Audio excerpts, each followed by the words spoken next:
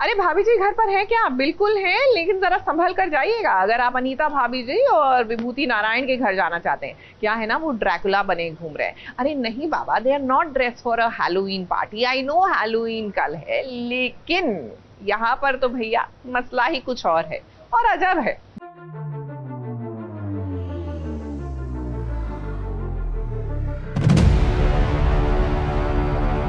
लेकिन माफ कीजिएगा, आप तो मिश्राज है ना, एंड यू आर वेजिटेरियन। हम वेजिटेरियन हैं। हम दोनों मिलकर तेरे किस्मत को फोन को एक एक करना।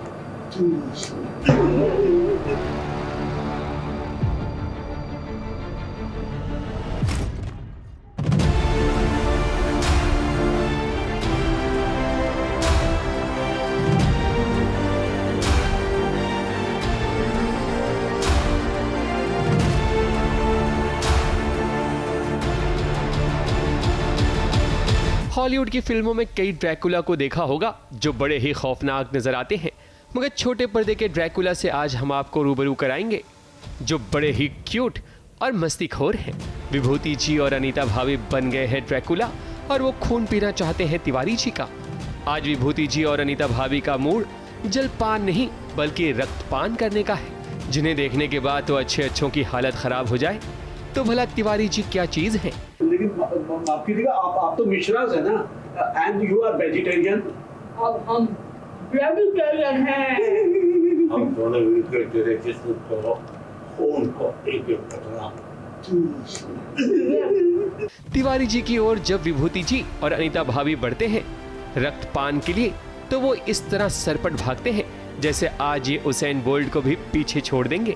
एक्चुअली ये कहानी जो है वो कुछ तिवारी जी को कब्ज़ हो गई है और समझ में नहीं आ रहा, कोई भी दवा काम नहीं कर रही है और जो काढ़ा पिलाया गया है वो थोड़ा सा कुछ उल्टा सीधा हो गया है, जिससे जो है वो जो मतलब जिसको कहते हैं वो डायसेंट्री ठीक होनी चाहिए थी वो और भी ज़्यादा बिगड़ गई है। तो इस स्थिति में जो है पूरा मोहल्ला लग गया है अब कि किसी तरह से तिवारी जी को कब्ज़ से मुक्ति दिलाई जाए। पूरा मोहल्ला अलग अलग तरीके से अलग अलग पैंतरे इस्तेमाल कर रहा है। तो ये भी एक पैंतरा है कि कहा जाता है कि जब आदमी बहुत डर जाता है और बहुत ज़्यादा परेशान हो जाता है तो उसको तुरंत से निष्कासन होता है। इस तरह की कुछ विधि कहीं किसी ने पढ़ी है, तो विधि का इस्तेमाल ये लोग कर रहे हैं कि ये लोग अजीब अजीब से, कोई ड्रैकुला बन गया है, कोई कुछ अजीब सा कुछ पूरा मोहल्ला बन गया है और मकसद सिर्फ यही है कि तिवारी जी की कब्ज़ ठीक करनी है। तो ये सारा खेल असली नहीं बल्कि नकली वाला है ताकि तिवारी जी की कब्ज़ ठीक हो सके। अब ऐसे ड्रैकुला को देखकर तो पुरानी कब्ज़ भी ठीक हो जाए। वैसे ड्रैकुला सबसे पहले विभूति जी बनते हैं। जब वो तिवारी जी को दौड़ाते हैं तब वो सीधे अनीता भाभी के कमरे में आते हैं, जहां तिवारी जी की हालत खराब हो जाती है। विभूति जी तो बस ये चाहते हैं कि किसी भी तरह तिवारी जी का रक्तपान किया जाए ताकि उनकी बीमारी का जल्द से जल्द समाधान मिल सके। इसलिए तो विभूति जी पहले अनीता का रक्तपान करते हैं और फिर वो भी बन जाती हैं ड्रैकुला। दो ड्रैकुला को देखकर तुम्हारे डर के तिवारी जी की तो बोलती बंद हो जाती है। आगे ये एक हॉरर कॉमेडी जैसी है और क्या, हॉरर कॉमेडीज़ का दौर चल रहा है तो वही आपको देखने को मिलेंगी आगे। लेकिन हमारे हॉरर कॉमेडीज़ बहुत सक्सेसफुल होती है और बहुत मज़ेदार है, सारा कुछ फन है, टोटल फन। सीरियल भाभी जी घर पर है कि यही तो यूएसपी है, क्योंकि इसमें जो भी कहानियां दिखाई जाती हैं वो काफ़ी एंटरटेनिंग होती है। यही कारण है कि आज तक दर्शक इस शो से जुड़े हुए हैं और आगे भी जुड़े रहेंगे। मुंबई से कैमरामैन अनूप रस्तोगी के साथ एबीपी न्यूज़ रिपोर्ट।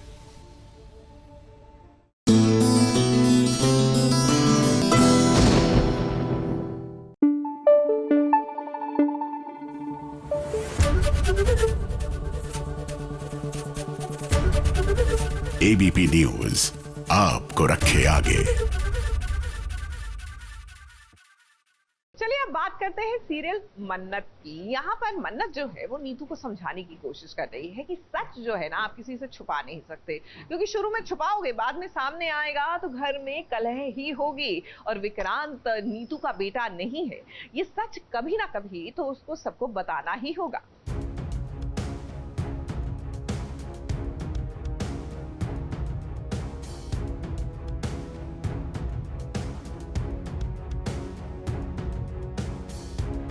प्लीज समझने की कोशिश कीजिए।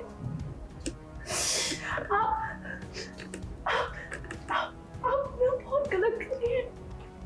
मैं जानती हूँ उन्हें सच बताना आसान नहीं हो। पुत्र तू मेरी बात समझने की कोशिश कर। मैं तेरे आगे हाथ जोड़ती हूँ, तू विक्रांत को कुछ भी सच्चाई नहीं बताई। तूने उसकी हालत देखी थी ना उसकी हालत। प्लीज ऐसे मत कीजिए।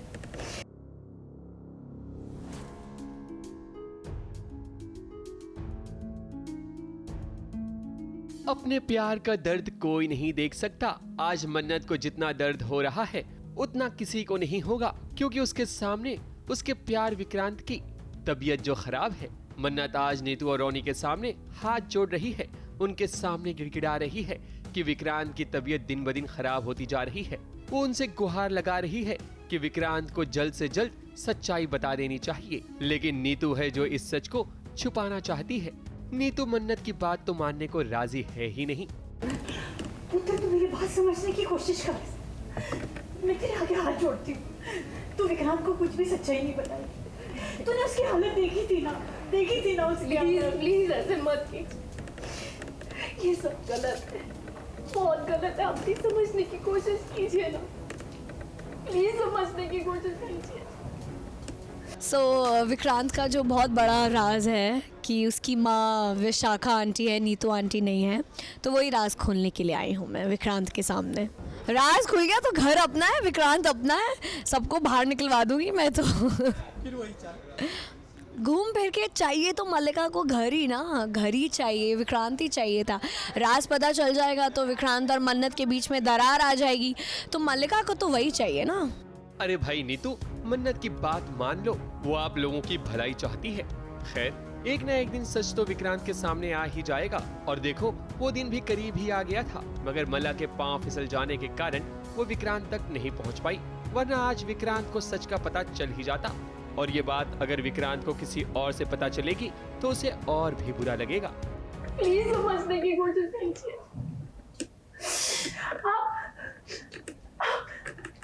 आपने बहुत गलत कर रही है। मैं जानती हूँ उन्हें सच बताना आसान नहीं हो। पुत्र तू मेरी बात समझने की कोशिश कर। मैं तेरे आगे हाथ जोड़ती हूँ, तू विक्रांत को कुछ भी सच्चाई नहीं बताई। तूने उसकी हालत देखी थी ना उसकी हालत। प्लीज ऐसे मत कीजिए। विक्रांत का जो बहुत बड़ा राज है कि उसकी माँ विशाखा आंटी है, नीतू आंटी नहीं है, तो वही राज खोलने के लिए आई हूँ मैं विक्रांत के सामने। राज खुल गया तो घर अपना है, विक्रांत अपना है, सबको बाहर निकलवा दूंगी मैं तो। फिर वही घूम फिर के चाहिए तो मल्लिका को घर ही ना, घर ही चाहिए, विक्रांत ही चाहिए था। राज पता चल जाएगा तो विक्रांत और मन्नत के बीच में दरार आ जाएगी, तो मल्लिका को तो वही चाहिए ना। नीतू, हम आपको मुफ्त में ये सलाह देंगे कि आप विक्रांत को सच्चाई बता दो, इसी में आपकी भलाई है, वरना आगे और भी बुराई हो सकती है। और हाँ मन्नत, कहीं शादी से पहले ये सच्चाई विक्रांत को पता चल गई तो आपकी शादी टूट भी सकती है, जिसका फायदा किसी और को नहीं बल्कि मल्ला और ऐश्वर्या को ही होगा। मुंबई से कैमरामैन भुवन सिंह के साथ एबीपी न्यूज रिपोर्ट।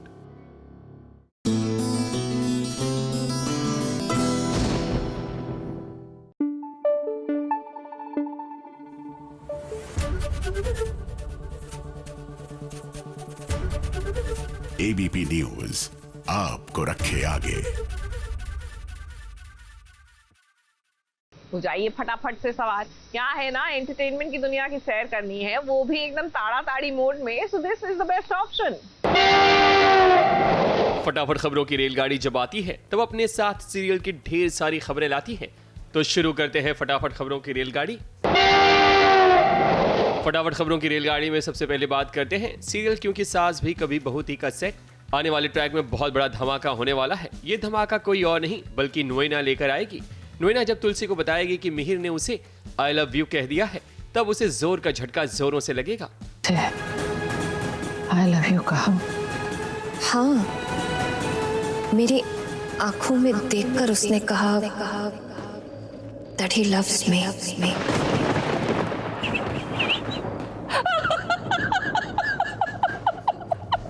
मगर फिर तुलसी हंसना शुरू कर देगी। ये देख नोएना को लगेगा कि लगता है तुलसी ये सहन नहीं कर पाई। हालांकि तुलसी को अंदर ही अंदर बुरा तो लगेगा, मगर हेमंत ये सारी बातें तुलसी के दिमाग से निकालने की कोशिश करेगा कि ये महज एक प्रैंक था और बाकी कुछ नहीं।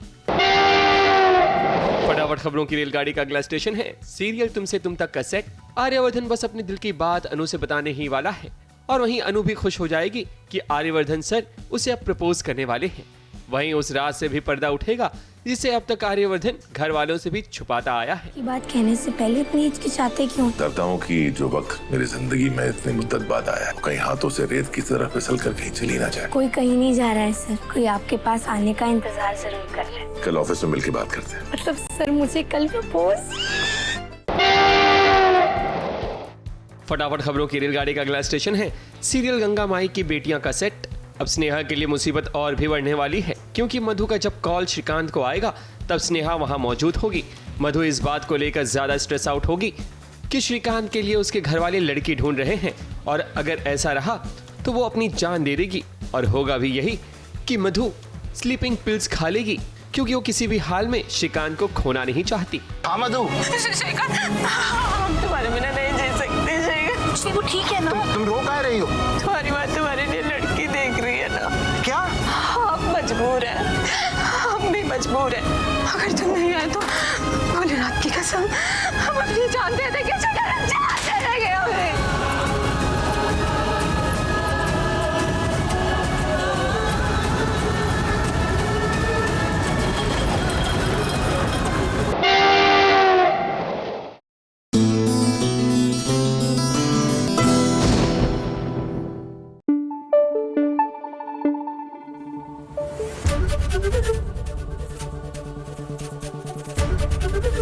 ABP न्यूज आपको रखे आगे। हमारे विनायक, देखिए जब भी बात होती है बप्पा की, गणेश जी की, तो बस हमारे तो हो ही जाते हैं ना, because he is like for ever there for everybody. तो ऐसा ही कंटेंट आ रहा है। It's a series of short stories जल्द ही डिजिटल माध्यम पे, और वो आज की दुनिया में किस तरह वीव इन करेंगे गणेश जी की स्टोरीज को, उनकी आस्था को, ये देखना वाकई में interesting. Story teller Siddharth Kumar Tiwari छोटे पर्दे पर कई शोज बना चुके हैं, मगर पहली बार वो स्वास्तिक के YouTube चैनल के लिए शो बना रहे हैं। ये एक तरह से इनका पहला बेबी स्टेप है। जिस तरह से माता पिता काफी इमोशनल हो जाते हैं जब उनका बच्चा पहला स्टेप लेता है, ठीक उसी तरह आज सिद्धार्थ कुमार तिवारी भी इमोशनल हो गए हैं। कहते हैं ना, किसी भी नए काम की शुरुआत गणेश जी से ही होनी चाहिए, होती है। तो आपकी भी ये जो स्टोरीज की जो पहली शुरुआत है वो गणेश जी की कहानी से ही है। ये सोचा ही था कि जस्ट कि यही विनायक से शुरू करना, ये आ ही गया? नहीं, मैंने सोचा था कि हमें पहली कहानी गणेश जी से स्टार्ट करनी चाहिए, क्योंकि श्री गणेश होता है हर चीज़ का और शुभ होता है। और कहीं ना कहीं बहुत दिनों से हम सोच रहे थे कि गणेश जी की कहानी को आज के दौर पे किस तरीके से दिखाएं जहाँ पे सोच और भाव मालूम पड़े, पर आज का दौर हो, डिजिटल दौर हो। तो हमारा विनायक स्वास्तिक स्टोरीज़ के यूट्यूब चैनल पे मिलेंगे, एज वेल एज जियो टीवी, आपके मोबाइल सेट्स पे, LG चैनल्स पे, जो टीवी पे आजकल चैनल्स आ रहे हैं वहाँ पे। So it's like a new way of reaching out to people also. आप इमोशनल भी हो गए थे, मैंने देखा, मतलब बहुत इमोशनल हो गए थे। हाँ जी, क्योंकि ये पहली शुरुआत है, हम डायरेक्टली टू द कंज्यूमर्स जा रहे हैं। अभी तक हम शोज़ बनाकर हम चैनल पे देते हैं, कभी वो सोनी या स्टार या अलग अलग चैनल्स पे आता है। ये स्वास्तिक स्टोरीज़ के खुद के चैनल पे, यूट्यूब पे, प्लस अलग अलग जगह पे आएगा। तो कहीं ना कहीं एक अलग फीलिंग आई मुझे कि या it's always the first step, and वो फीलिंग आती है कि सब अच्छा हो, लग रहा है कि सब अच्छा हो रहा है, बप्पा साथ में है। So I really looking forward to it. तो कुछ इसी तरह की कहानी नजर आएगी हमारा विनायक में। मॉडर्न डेज में किस तरह भगवान हमारे साथ हैं ये दर्शाया जाएगा, क्योंकि भगवान के साथ भक्त का रिश्ता विश्वास का होता है, और जहां विश्वास है तो वहां दोस्ती है, और यही रिश्ता सबसे पक्का माना जाता है। इस कहानी को कहने के लिए गंगूबाई यानी कि सलोनी के साथ साथ शो सुमित संभाल लेगा कि सुमित यानी कि नमित दास के अलावा और भी कलाकार नजर आएंगे। गंगूबाई तो अभी वो बहुत छोटी थी, अब मैं बड़ी हो गई हूँ, एंड नाउ तो आई थिंक दोनों बहुत अलग चीज़ें हैं। और बट मैं एज सलोनी पहले से ही बहुत बिलीव करती हूँ फेथ में, और this was the best project to work on, and ऐसे ही अलग अलग नए जॉनर्स एक्सप्लोर करने हैं। तो या मूषक का क्या रोल होगा? जिस इंसान ने भी वहाँ पे माथा टेका उसको पता है कि वाहन है, और वाहन के क्या मतलब, ये वो किस इस चीज़ का प्रतीक है ऑब्वियसली। तो उसी हिसाब से हमने सोचा कि मतलब थीम ये होगी, तो इसलिए हमने यहाँ पे भी जो है हम सब लोगों ने जो है ये थीम बना के जो है हर शर्ट पे भी पहना हुआ है उसे। Yeah, Mira's character, I guess, yeah, because her look is very, you know, I guess Deepika Padukone का जो pico kind of look था, I have been looking up to that, and personally मैंने legit अपने clothes वापस उनसे पूछे हैं कि आपने कहाँ से लिए, because I loved my look and I loved my character. She is very confident, she is very ambitious, and she is someone who is emotional yet practical. मैं अपने कैरेक्टर के बारे में कुछ नहीं कहूँगा कि हमारा विनायक में मैं विनायक हूँ। That's the only thing that I'm gonna say. बाकी सलोनी will take. तो मैं प्ले कर रही हूँ सानवी का कैरेक्टर, जो एक रिसेप्शनिस्ट है और वो बहुत सिंपल है, स्वीट है, गणपति बापा में बिलीव करती है, इसीलिए उसे इस ऐप में भी काम करना बहुत पसंद है। और बहुत सारे ट्विस्ट एंड टर्न्स आते हैं इसकी स्टोरी में जो मैं रिवील नहीं करना चाहूँगी, और वो आगे के एपिसोड्स में हमें पता चलेगा। So that's it for now. जिसमें मैं नील का कैरेक्टर प्ले कर रहा हूँ कि नील एक बहुत ही इनोसेंट सा टेकी बॉय है जो इस पूरे ऐप का बैक एंड फ्रंट एंड पूरा टेक्निकल पार्ट संभालता है और इस ऐप को खुद ही बिल्ड करता है। मैं अर्जुन का किरदार प्ले कर रहा हूँ। अर्जुन मेरे ख्याल में आज की डेट में जो भी अपने 20s अर्ली 30s में है, जो एक स्टार्टअप शुरू करना चाहता है, बहुत ज़्यादा एम्बिशियस है और सक्सेसफुल बनना चाहता है जल्दी, उसको रिप्रेजेंट करता है। आई थिंक बहुत ही ज़्यादा रिलेटेबल कैरेक्टर है, स्पेशली मुझे बहुत रिलेट होता है ये कैरेक्टर क्योंकि इसमें भूख बहुत है। हमारा विनायक शो से तो काफी उम्मीद है कि ये शो दर्शकों को जरूर पसंद आएगा, क्योंकि इस शो के एपिसोड का ड्यूरेशन ज्यादा नहीं है। दर्शक कहीं भी चलते फिरते आराम से देख सकते हैं। मुंबई से सुशीला उपाध्याय और सोनू शुक्ला के साथ एबीपी न्यूज रिपोर्ट।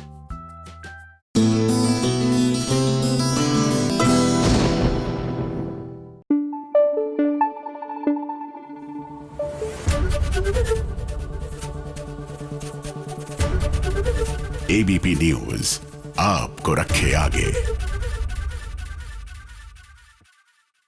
जिम जाना चाहिए या नहीं जाना चाहिए? देखिए, एक जनरेशन है जिसको लगता है कि जिम तो एक फैड है और सिर्फ वॉक करने से भी हो जाता है। करेक्ट है, लेकिन याद रखिए, जब आप 20 और 30 की उम्र में होते हैं तब आप हैवी इंटेंसिटी वॉक करते हैं, दौड़ते हैं, तो उससे भी आपकी सेहत अच्छी रहती है। लेकिन एज यू क्रॉस 40s और 50s में आते हैं तो हमें ज़रूरत होती है कि हम वेट ट्रेनिंग करें ताकि हमारा मसल मास 80 साल की उम्र में बिल्कुल ठीक रहे और हम अपने ग्रैंड चिल्ड्रन को और अपने घर के काम बिना किसी की सहायता के कर सके। ये ज्ञान इसलिए है क्योंकि हम सीधा जा रहे हैं जिम। ना बाबा, एक्सरसाइज करने नहीं। क्या है ना कि जो विक्रांत है, मन्नत के विक्रांत अदनान, उनका जिम में वर्कआउट कैसा होता है ये दिखाने।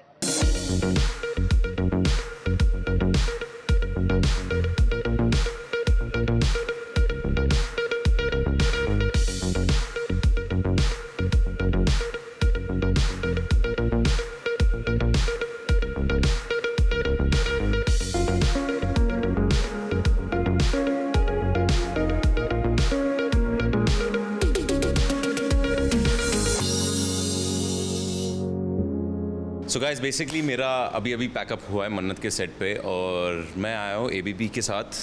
आप देख सकते हैं यहाँ तो मैं डांस नहीं करने वाला हूँ, ज़ाहिर सी बात है। सो गाइस, बेसिकली जो हमारा स्टूडियो जहाँ पर मन्नत शूट किया जाता है, वहाँ के मालिक ने ये बहुत ही कूल जिम बनाया है। एज यू कैन सी, थोड़ा पैन करेंगे आप, you got like a small football table, you got a bigger one over there. फिर अगर आप बोर हो गए उससे भी तो you can play pool, and if you are like me you can go and pick up some weights.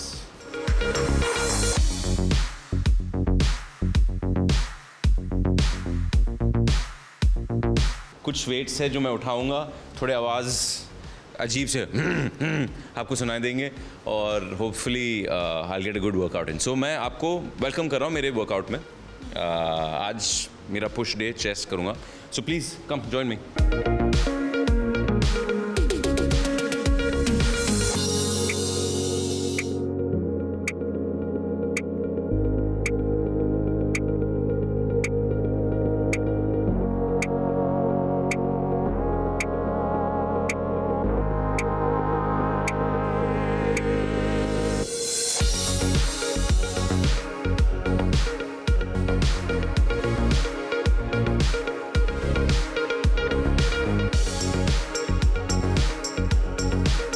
Done a very quick warm up because यहाँ पर जिस जिम में मैं वर्कआउट कर रहा हूँ वेट्स उतना like heavy नहीं है. There's like the maximum is we've got a 15 kilo and then we've got like a 20 kilo नीचे. So those two. तो मैंने क्या सीखा है कि basically आप pause करो. When weights कम होंगे just do like a pause set. It really works the muscles. Yeah.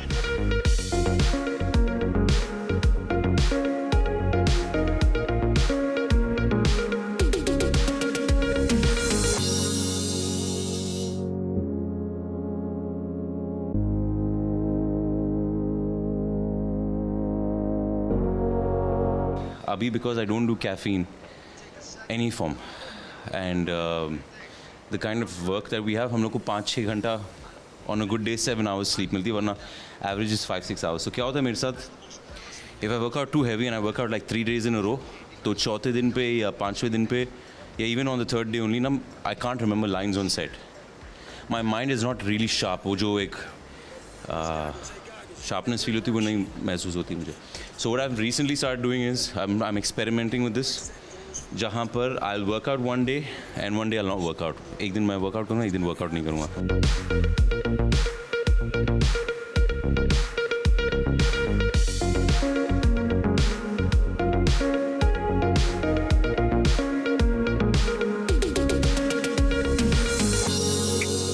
You can say I eat 3 meals a day, but my first meal is at lunch, which is like about half a cup of yogurt, शहद के साथ. उसके बाद वही मैं बड़ा वाला मंगाता हूँ, तो हाफ उधर खाता हूँ, फिर 7 बजे और एक दूसरा हाफ विथ शहद. एंड रात में I go and I kill it. रात में I enjoy myself. There's such a nice sandwich waiting for me at home. Yeah. Basically sourdough and chicken and veggies and good cheese. Yeah, but yeah, पूरा दिन I just do yogurt and shahad and all that. यार मैंने इससे क्या notice किया कि मेरा पेट बहुत ठंडा रहता है. I do have this problem where I feel like sometimes my stomach heats up. Even though I would not be eating anything, acidity होती थी, bloating होती थी, and I took a lot of medicine for that. Surprisingly, the best thing that अभी तक मुझे मिला is शहद and दही.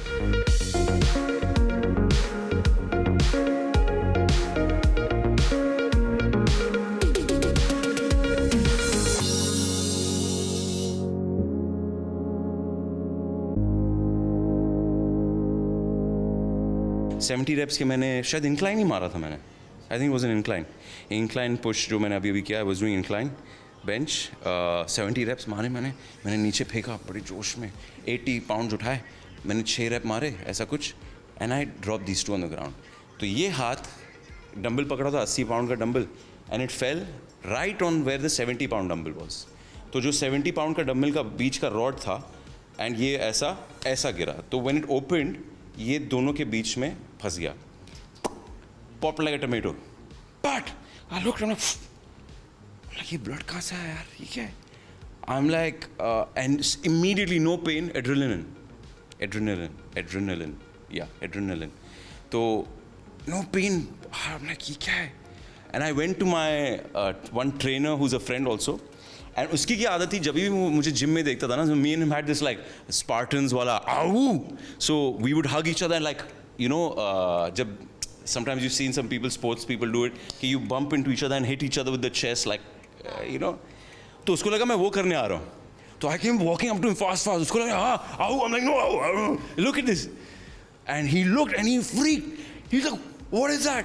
I'm like, and blood is just like spewing out. And they take me to the reception, and I'm standing. Now I'm trying to keep my, first of all, set मारा तो already heart rate high. I've just done a heavy set. उसके बाद ये हो गया, and सबकी energy देख रहा हूँ ऑलरेडी हाई, एंड खून बहते जा रहा है. मैंने ऐसा पकड़ा है, एंड टप टप टप. हम लाइक हाँ.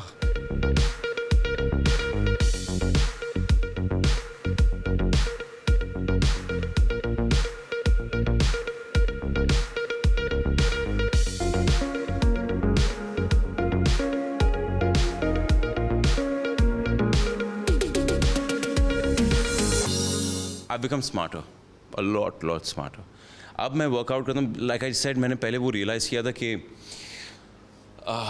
मैं क्यों कर रहा हूँ ये. For an actor it's great, please be fit, please be strong, but I think actor को सारे अपने टूल्स शार्पन रखने चाहिए, एंड उसमें से सबसे ज़्यादा टूल है ये, राइट और ये, एंड देन मैं कहूँगा all the acting related things like listening, reading, imagination, ये एक छोटा सा बेनिफिट है, एक छोटा सा एडिशन है, बट ये मेन नहीं है, ये ज़रा भी, ये बहुत दूर है मेन होने से। एंड ये मैंने रियलाइज़ किया, I said I should put in more effort into my craft, and जो मेरे क्राफ्ट को बेनिफिट नहीं करेगा उसको जाना होगा। एनीथिंग दैट जो मेरे क्राफ्ट को हेल्प नहीं करता है to get better, to improve, उससे जाना होगा। तो अगर ये उसके बीच में आएगा, मैं छोड़ दूंगा। मैंने बहुत पैसे कमाए, यानी कंपेयर टू जो मैं नहीं कमा रहा था, वॉज ब्रोक, यानी ट्रेन के अक्सर पैसे नहीं हुआ करते थे मेरे पास, या खाने के पैसे नहीं हुआ करते थे वो ज़माने में, एंड फिर बहुत सारा पैसा है, खुशी नहीं आई, जो मैंने सोचा था वो नहीं आया, वो बिल्कुल भी नहीं आई। बनिस्बत अब जाके मैं शायद अपनी लाइफ में सबसे ज़्यादा एट पीस हूँ। स्पिरिचुअली मैं अपने स्पिरिचुअलिटी को टाइम देता हूँ। आई मेक श्योर, कभी कभार मैं शायद सबसे ज़्यादा उस पर फोकस करता हूँ, कभी टाइम नहीं मिलता है, काम पे भी फोकस करता हूँ, बट साथ साथ बैलेंस बहुत ज़रूरी। पता है आपको, मैंने कहा ये मेरे को ये बहुत अच्छी लगी थी। मैं अपनी शॉर्ट फिल्म का रेकी करने गया था, लोकेशन ढूंढने गया था हिमाचल प्रदेश में, और वहाँ पर I went to a church, I was looking for churches, and वहाँ पर मूसा अलैहिस्सलाम, may peace be upon him, उनके 10 कमांडमेंट्स लिखे थे, and one of the commandments that I read was written, work 6 days and rest on the 7th and go to church, ऐसा कुछ, यानी कि 6 दिन काम करना, 1 दिन रेस्ट करना, चर्च में जाना। ये I stuck with that. I am like, ये क्यों लिखा है? लाइक मुझे हम सबको पता है कि human beings are capable of anything, like we go mad. अगर हम लोग मेहनत करने लगे तो भाई साहब हम लोग रेस्ट ही नहीं लेंगे। करते लोग 20-20 घंटा काम करते, 24-24 घंटा, 2-2 दिन 3-3 दिन काम किए without rest and all that, ऐसे लोग हैं। तो फिर ये क्यों लिखा गया? जब अल्लाह ने हमें ये काबिलियत बनाई है, God has given us the ability to go that far and be that crazy with work, was because human beings have हमारी एक फितरत है, कहेंगे कि हम बह जाते, एक चीज़ करेंगे तो उसमें बह जाएंगे। बट लाइफ में बहुत सारी चीज़ें, बहुत सारे रंग हैं, बहुत सारे कलर्स हैं, सब देखो ना। फैमिली को टाइम दो, दोस्तों को तो आई एम श्योर आप लोगों को कहने की ज़रूरत नहीं पड़ेगी, बट दोस्तों को टाइम दो, नो मैटर वॉट। नहीं बोल रहा हूँ, गलत मत समझना, नहीं बोल रहा हूँ हर हफ्ते वीकेंड पार्टी करो, नहीं, मैं पार्टी नहीं करता। So I am going to wrap up my quick little segment of exercise with ABP। इस बार मैंने कोशिश किया कि आप लोगों को कुछ वो सलाह दूँ, सीख दूँ, I don't know that's the right word, कि जो मैंने सीखी है, एंड आई होप आप इसका फ़ायदा उठा सको, आई होप आप इसको इस्तेमाल कर सको, बिकॉज बहुत सारी चीज़ें यहाँ पर नशे से ज़्यादा, all those things that fake dopamine, phone scrolling, doom scrolling, all of that से ज़्यादा यहाँ पर एक बहुत ही प्योर खुशी मिलती है, जो डोपामीन कहेंगे, बहुत ही प्योर, बिकॉज मेहनत करके आपको मिलेगी। तो आपको यानी प्राउड फील होगा यार, when you do a big dead lift, you do a good bench, या आपकी बॉडी अच्छी बन जाती है, तो feels proud. Make use of it, it's really really good, but enjoy it and have fun with it. Yeah, take care and love you guys. Bye.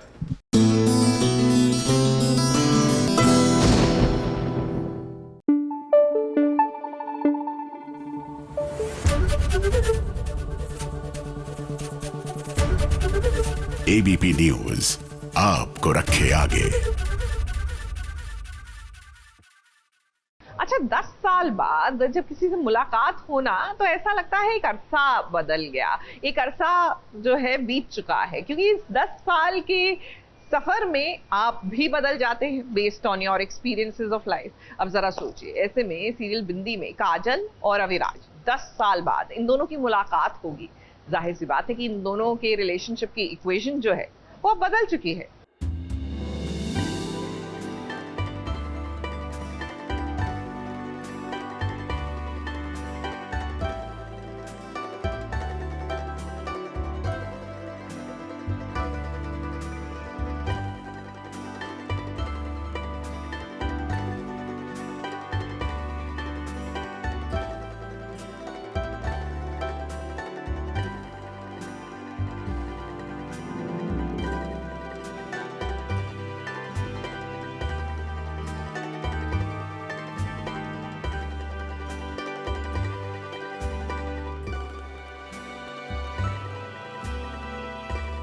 10 साल बाद आज मुलाकात हुई है अविराज और काजल की। इतने सालों बाद जब दोनों की मुलाकात हुई तो बहुत सारे लम्हे, चाहे वो अच्छे हों या बुरे हों, वो सारे के सारे नजरों के सामने आ ही जाएंगे। इसलिए तो जब अविराज खींचकर काजल को अपने पास लाता है तब एक वक्त दोनों ही पुरानी यादों में खो जाते हैं।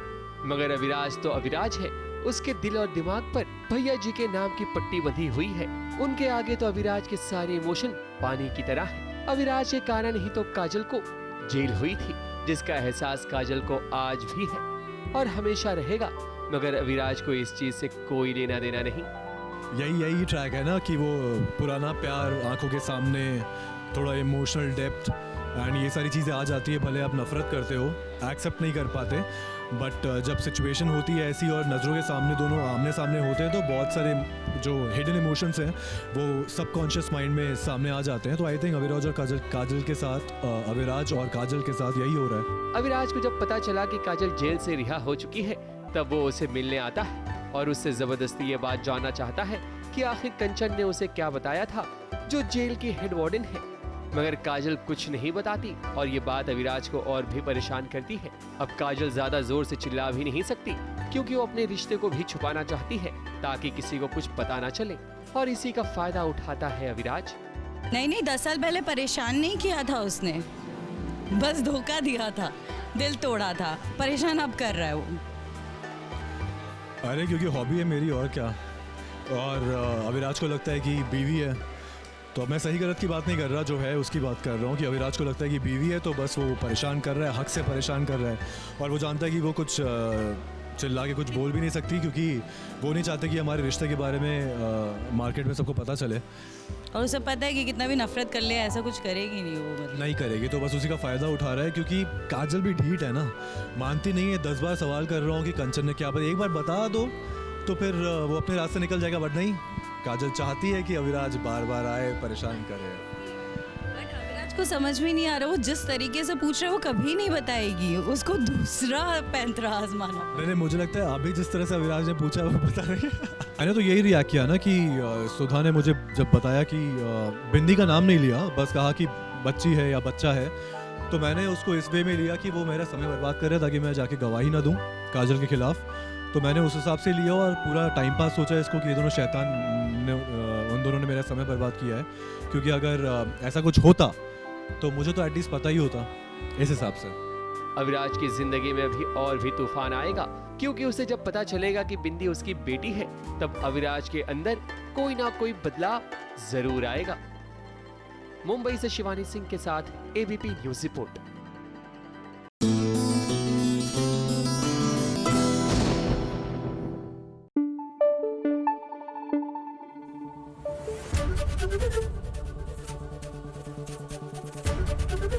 एबीपी न्यूज आपको रखे आगे।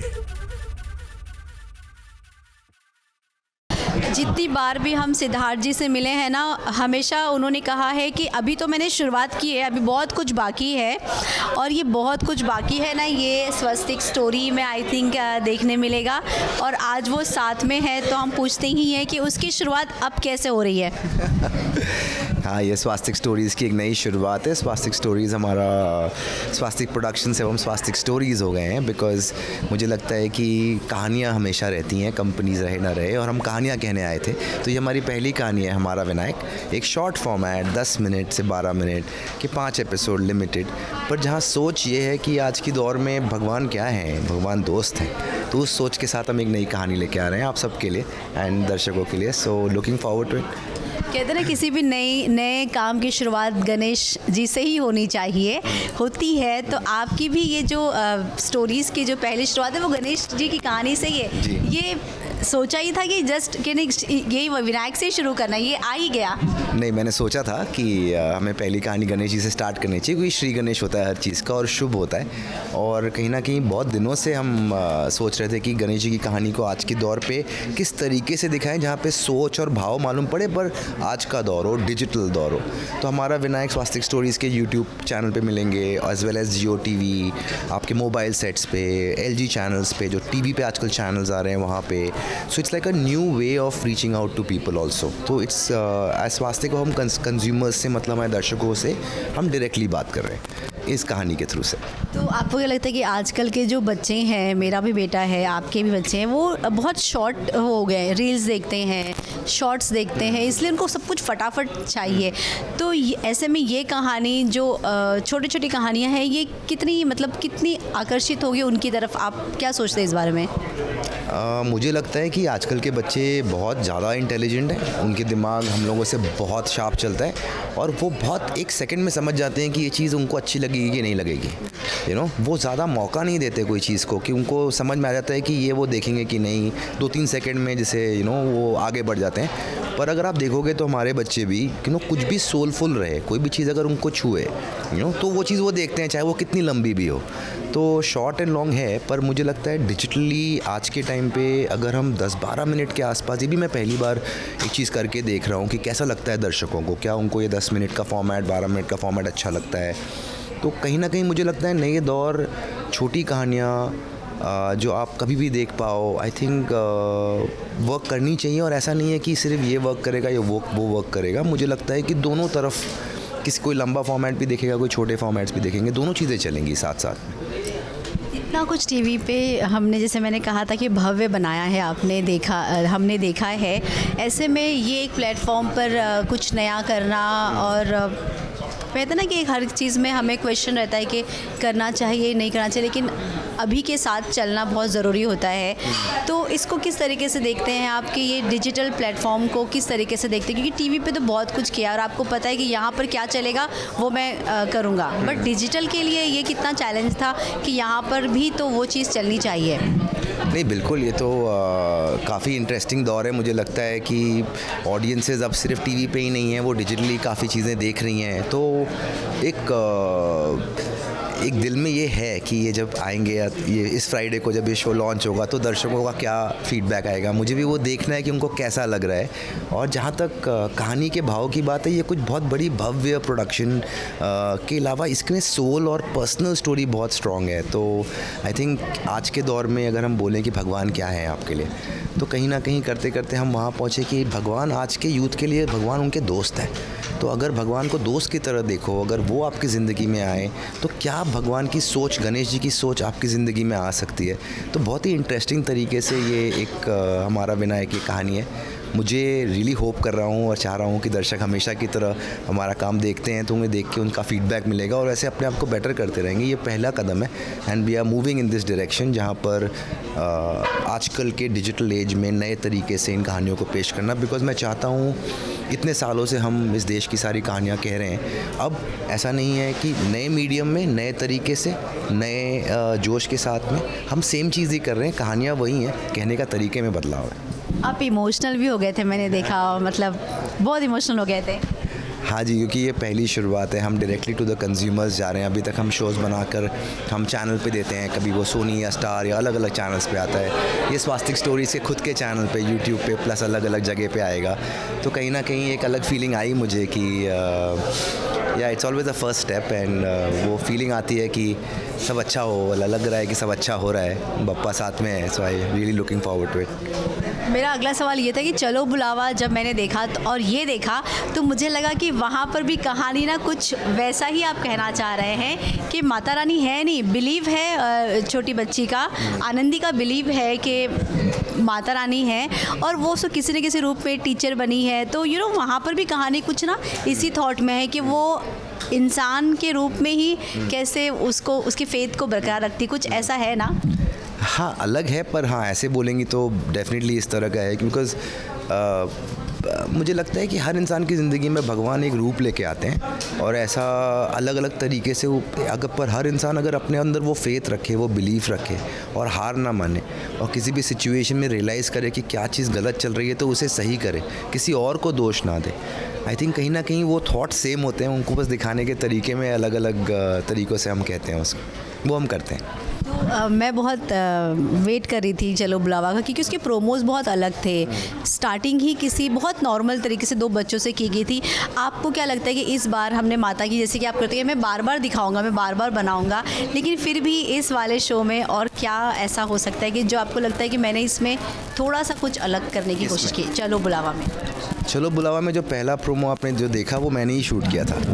वो एक अलग तरह का फील था जो मैं चाह रहा था उस तरह से हम लोग इस कहानी को कहें। और चलो बुलावा में ऐसा है कि वो कहानी है अगेन एक छोटे बच्चे की फेथ की, कि भगवान पे उसको विश्वास किस हद तक है कि वो कभी ये सोचती ही नहीं है कि उसकी ज़िंदगी में कुछ बुरा हो सकता है, और जो भी होगा उससे माता उसको आगे लेके जाएंगी। मुझे लगता है ज़िंदगी में कोई भी इंसान अगर ये विश्वास रखे, एंड अपने ऊपर तो रखना ही पड़ेगा, पर अगर आप भगवान पे समर्पण हो, आपका सरेंडर हो, आई थिंक कहीं ना कहीं नया रास्ता बनता है। और वो होप की कहानी है, वो उसके जज्बे की कहानी है, मन की जो छोटी सी एक बच्ची है। सो एक बहुत ही ब्यूटीफुल सी स्टोरी है वो भी हम जो कर रहे हैं उस तरफ में। तो आई रियली होप, बिकॉज मुझे कहीं ना कहीं हमने माता की चौकी, अगर आपने देखा था तो हमने काफ़ी साल पहले माता की चौकी भी बनाई थी, मुस्कान। हाँ, वो एक अलग तरह की कहानी थी, ये अलग तरह की कहानी है। पर कहीं ना कहीं आज के दौर से हम लोग नई नई चीज़ें कर रहे हैं, तो उसमें वो भी एक ज़रिया है, एक तरीका था दिखाने का। थैंक यू सो मच हमसे बात करने के लिए। Thank you so much. ख्याल रखो।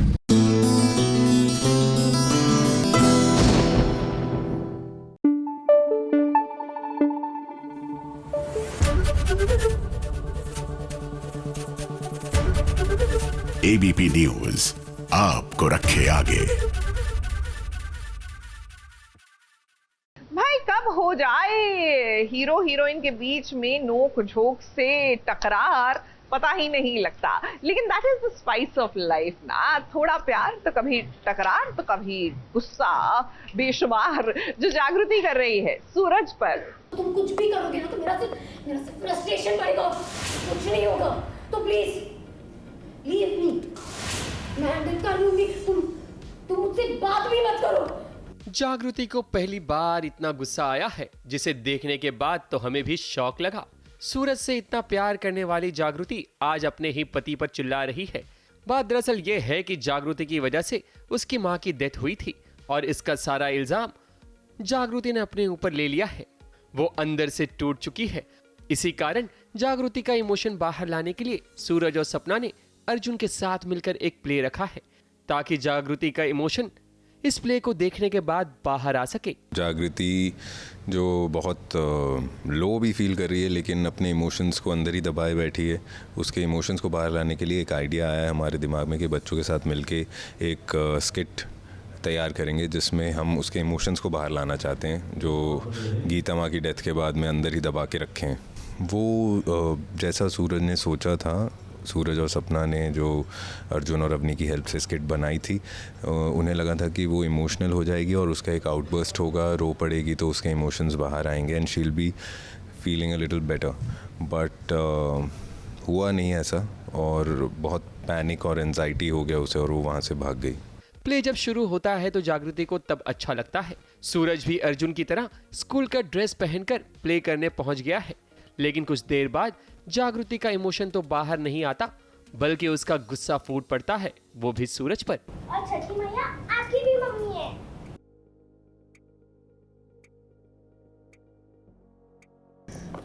सॉरी, मेरा प्लान उल्टा पड़ गया। मैंने सोचा था कि ये बच्चों की स्किट देख के तुम्हें अच्छा लगेगा, यू फील बेटर।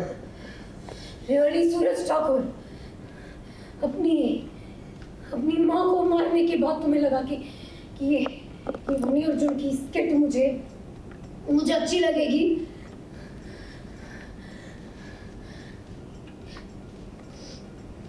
सूरज, मेरा जो दर्द है ना वो गुस्सा बन गया है। अब सूरज क्या ही कर सकता है, वो तो अपनी पत्नी का किसी भी हाल में साथ नहीं छोड़ेगा, चाहे मुश्किल की घड़ी हो या फिर खुशी की। हाँ, बहुत सालों बाद और अपने एक्टिंग करियर में भी शायद पहली बार ही मैंने ऐसा किया है कि स्कूल ड्रेस पहनी। अच्छा लग रहा है, फ़न है, डिफरेंट सीन है। बच्चों के साथ में तो वैसे भी मुझे पुरानी यादें और बच्चों के साथ में काम करने में अलग मज़ा आता है, एक इनोसेंस होती है, कुछ डिफरेंट करने को मिला। I am happy. और उसमें भी सूरज यही ट्राई कर रहा है कि जागृति थोड़ा बेटर फील करे, बिकॉज़ उसकी मॉम की डेथ हुई है और उसके हाथों से ही हुई है। तो लेट्स सी क्या होता है। जल्द ही सूरज जागृति के सारे गुस्से को जो उसकी माँ गीता को लेकर है वो सब शांत करवा देगा। जैसे प्ले में बच्ची ने कहा है ना कि जिसका कोई नहीं होता उसकी छठी मैया होती है, और छठी मैया इस मुश्किल घड़ी से जागृति को जरूर बाहर निकालेंगी। मुंबई से कैमरामैन प्रकाश पाटिल के साथ एबीपी न्यूज रिपोर्ट। जागृति रुको।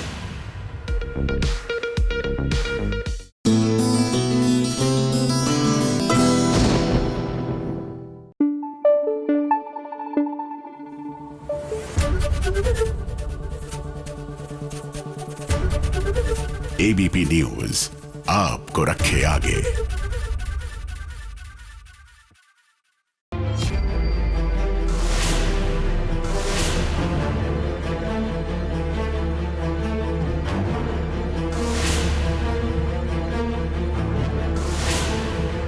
राध्या बन गई हीरोइन, वो भी फिल्म की। मगर छोटे पर्दे की कहानी में बड़े पर्दे का एंटरटेनमेंट देखने को मिलने वाला है, क्योंकि राध्या फंस चुकी है गुंडों के बीच। वो क्या है कि राध्या ने एक फिल्म साइन की है तो उसे पता चलता है कि फिल्म की स्टोरी में मन सुंदर के बजाय तन सुंदर पर ध्यान दिया जा रहा है, और तो और उसे तंग कपड़े यानी कि छोटे कपड़े पहनने के लिए मजबूर किया जा रहा है। इस पर जब राध्या आवाज उठाती है तो देखो कैसे राध्या का गला दबा दिया जाता है।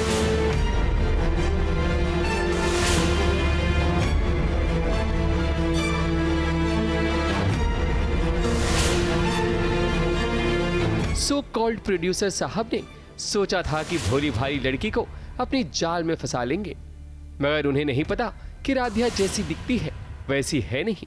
इसे कमजोर समझने की कोशिश नहीं करना चाहिए। राध्या जानती थी कि माहौल बिगड़ भी सकता है, इसलिए वो अकेले नहीं बल्कि बहन गौरी के साथ आई है।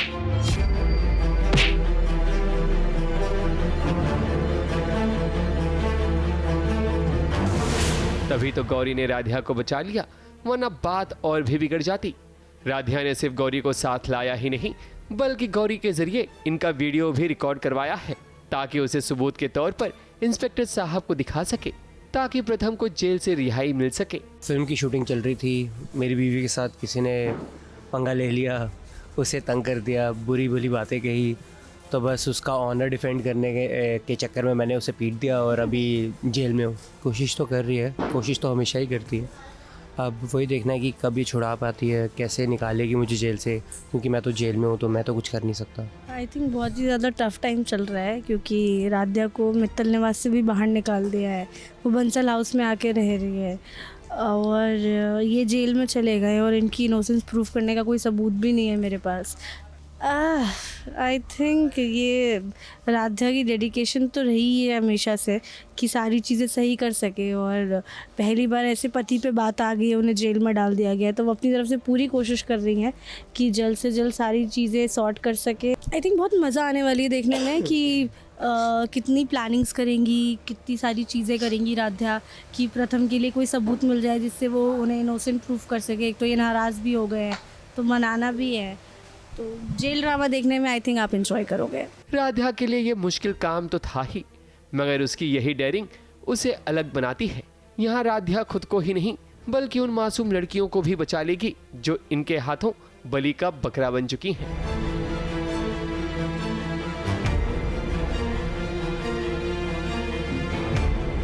मुंबई से कैमरामैन प्रकाश पाटिल के साथ एबीपी न्यूज रिपोर्ट।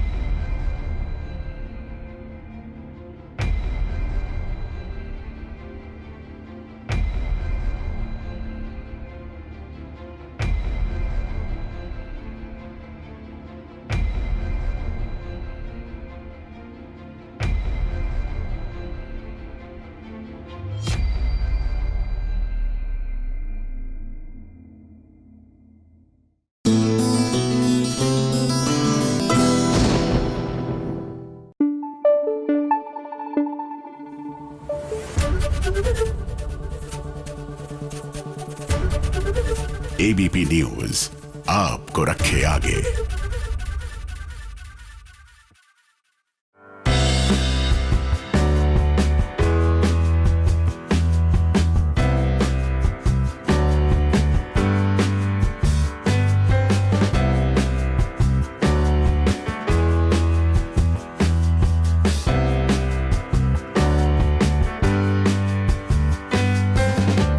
फटाफट खबरों की रेलगाड़ी में आपको सीधे लिए चलते हैं भक्ति सॉन्ग के स्टूडियो में, जहां मोहित चौहान और नीति मोहन भक्ति में लीन नजर आए।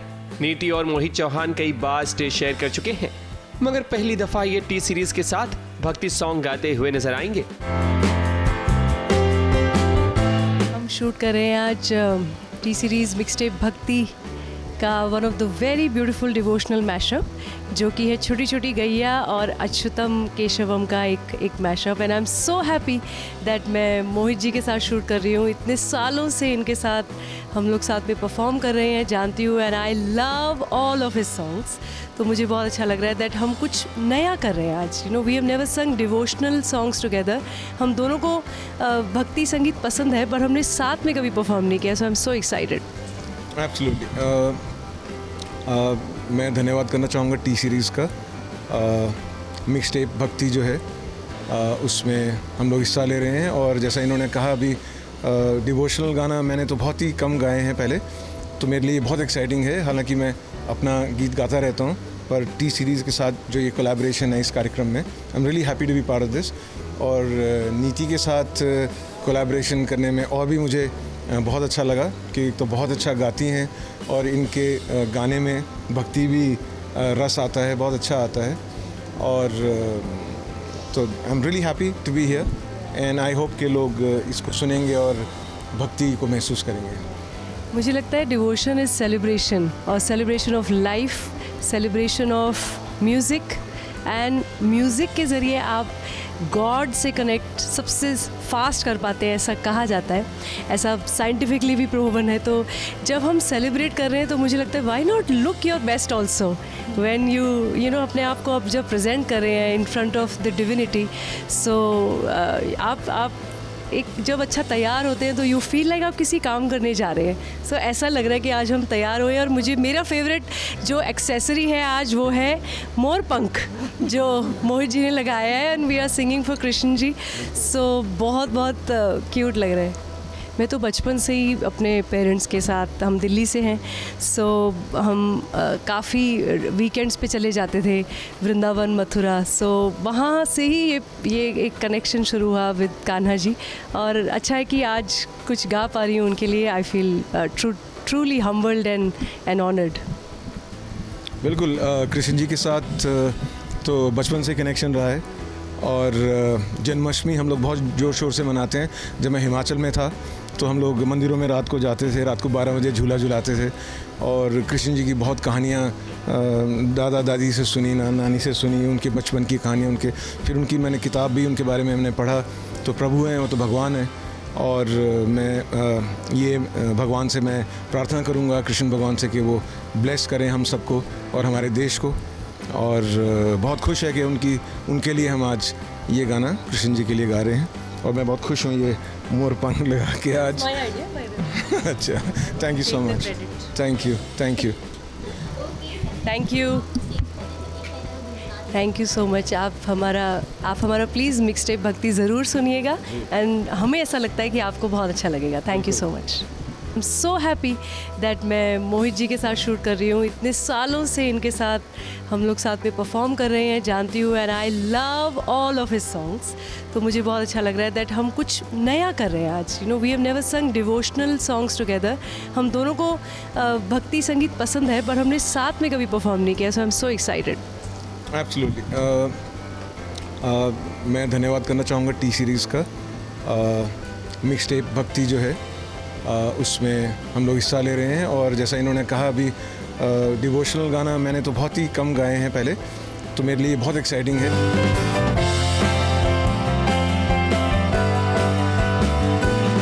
ABP news report.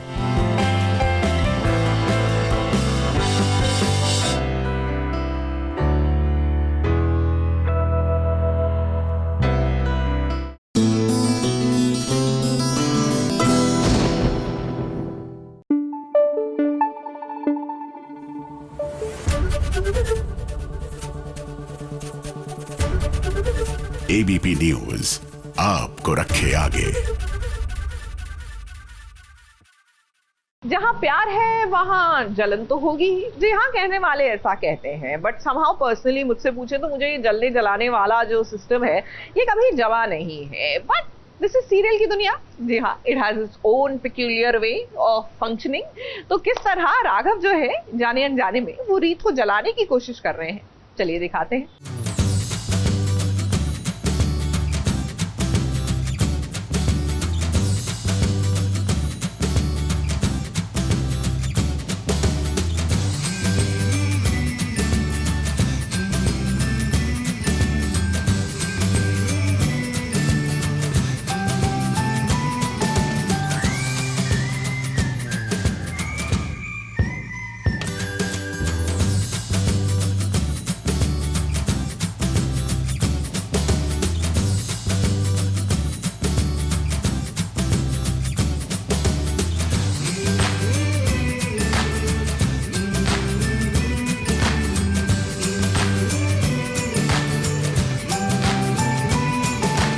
जब किसी को जलन होने लगे तो समझ लेना चाहिए कि वो उसका अटेंशन आपको मिल रहा है।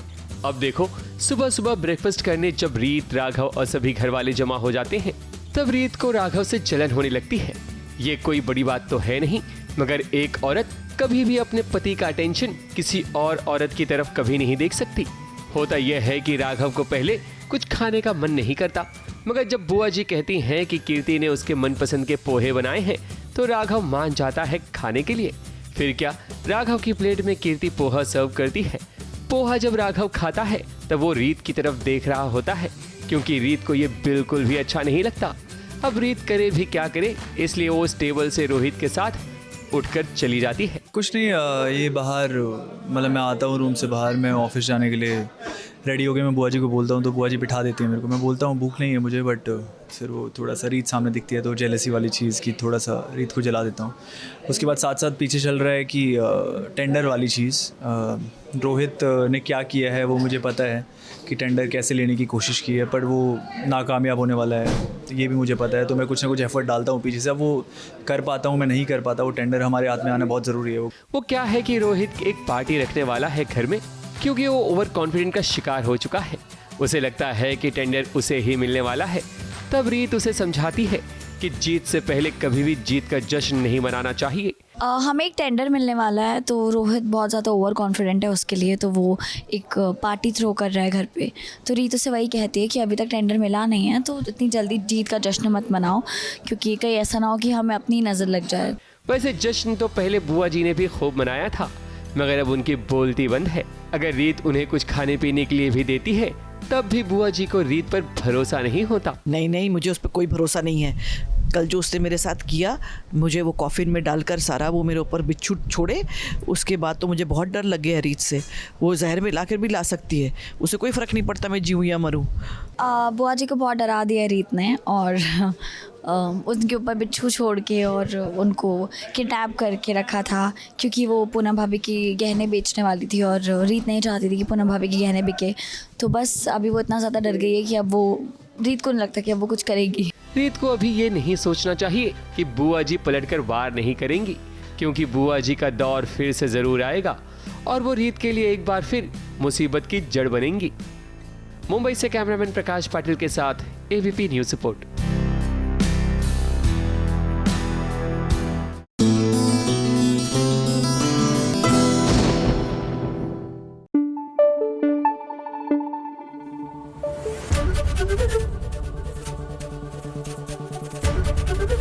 एबीपी न्यूज आपको रखे आगे। अच्छा, ये जो स्माइल आप देख रहे हैं ना, ये वैसी वाली स्माइल होती है जब बच्चे पीटीएम के लिए जाते हैं और उनको पता होता है रिपोर्ट कार्ड में अच्छे मार्क्स है और टीचर बस बढ़ाई करने वाली है। तो बस इसीलिए हमारी भी मुस्कुराहट ऐसी ही है, क्योंकि हमारी रिपोर्ट कार्ड यानी कि टीवी की रिपोर्ट कार्ड भी आ गई है। वक्त टीआरपी का है।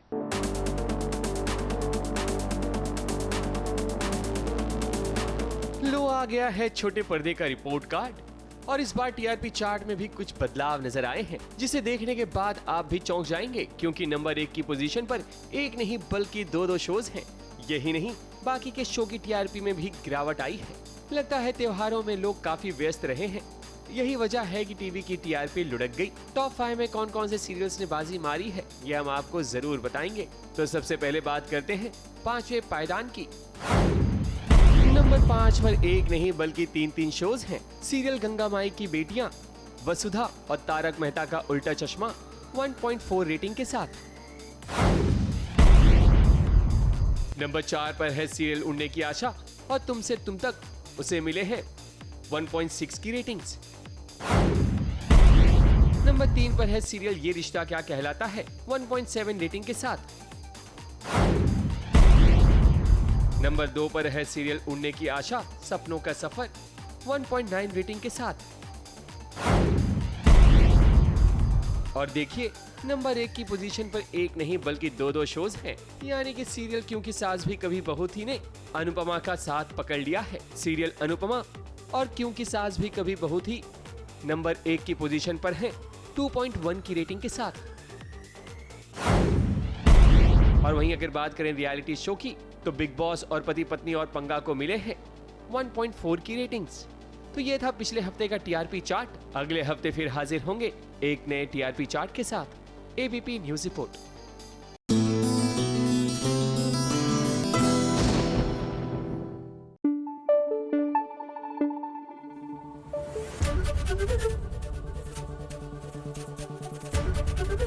एबीपी न्यूज आपको रखे आगे।